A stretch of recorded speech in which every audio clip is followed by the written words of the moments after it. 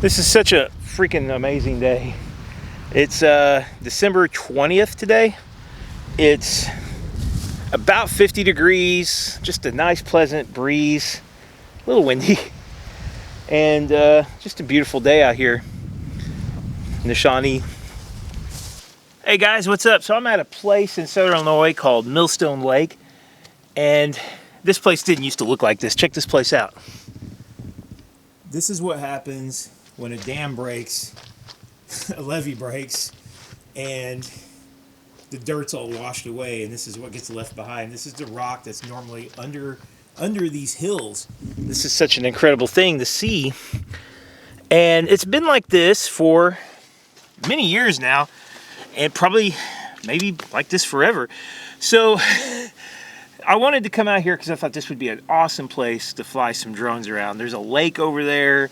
We've got some kind of a clearing area here. There's really no empty space, so it's a little dangerous. I'm gonna show you two different styles of drones today. Show you two different ways you can go about learning, getting into drones, flying drones. You've got the DJI path, and then you've got the DIY, do-it-yourself path.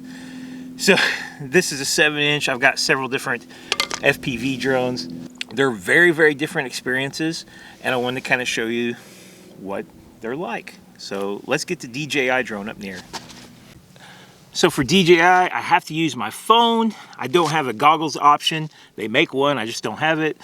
The phone acts as a screen and additional controller. I can actually fly this Mavic without the phone at all. I can fly it straight from the controller, but you can't see where you're going, so it's not such a great thing.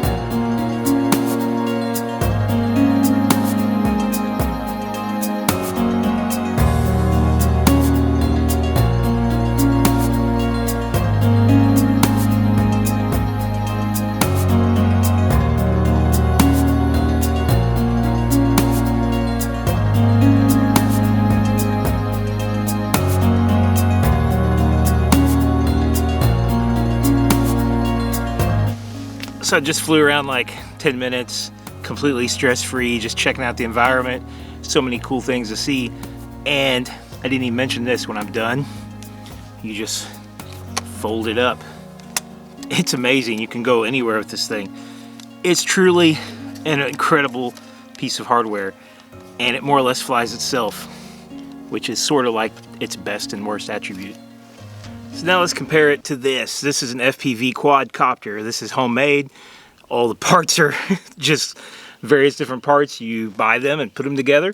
This one could be, the thing about these things is that you can configure them in so many different ways. So I can fly this one like a crazy freestyle, but it's also got a GPS and can kind of put a long range antenna on it. You can fly it pretty far with the right receiver. So this type of quadcopter is so different. Instead of flying itself, you have to fly it, so it's a lot harder, a lot more dangerous. But you get to wear these cool goggles.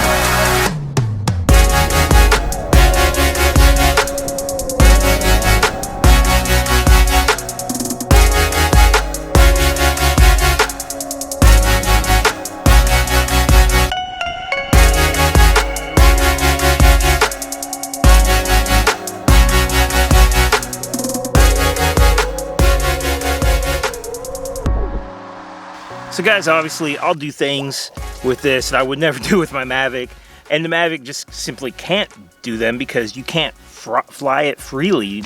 Basically with a DJI drone, you're like the captain and you're telling the drone, here's what I want you to do. And then your orders get filtered through a flight controller that acts kind of like your pilot, and it decides how to do them. And that's kind of good, but it definitely makes for some super smooth, the best video footage you're gonna get. You're never gonna get video footage out of one of these as good unless you go ahead and stick you on this camera, like a GoPro camera with hyper smooth, and then you can start to get some pretty good gimbal-like footage. The problem, of course, is that this camera costs about twice as much as this drone. That's the other thing. These things aren't that expensive. The real expense is getting all the other equipment. You got to have remotes, you got to have your goggles, you get all this other gear. Once you get all that, it's not that bad. But it sucks to lose one of these, especially if you have a $350 camera attached to it, or smash it into a rock and break it. So I rarely ever actually fly out here with a GoPro anywhere. I usually, well, a real GoPro, a new one, I usually use like a Session that's, worth $50, or this RunCam 5, which is $100. Now I'm going to fly with my GoPro Hero very carefully. You can see the difference about how much more careful I am with an actual good camera on here. Well, I can't show you the GoPro because I forgot to charge it and it was dead. So I'll leave you here with a little bit of footage recorded on a RunCam using my 7-inch kind of long-range tame quadcopter. I'll also leave you with my final thoughts about DJI kind of drones versus FPV freestyle do-it-yourself kind of drones. It really depends on what you're wanting to fly for. If you just want to capture footage and you just need to be reliable, get good footage for your vlog, for whatever, the DJI is a no-brainer. I mean, it works every time. It's very, very easy to use. You can learn to fly one in a few hours, and I mean, it's really simple. If you want more of an exciting, action-packed hobby that will drive you insane and cause you to spend more and more and more money, then you want to go with the FPV drones. You want to go with the do-it-yourself drones.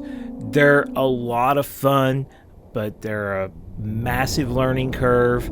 They're a massive headache sometimes, but there's really nothing like the feeling of flying something like that. It's like having a superpower. So anyway, see ya.